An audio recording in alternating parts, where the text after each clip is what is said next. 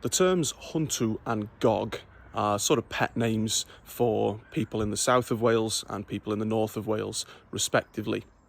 And the term for north in Welsh is gogledd, so it's pretty clear to see where we get the term gog, sort of northerner, one of the north kind of thing. The term huntu, however, has a little bit more of an interesting background. It's not quite as clear to the naked eye, as it were. The term tu hunt means beyond, and hunt itself means yonder or further on.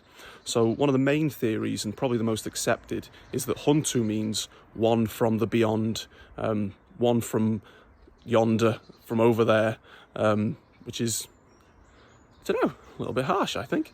There's another theory that isn't quite as accepted, and that is that in very literary higher registers of Welsh, hoint or hoint hui is a very, very old way of saying them lot or that lot.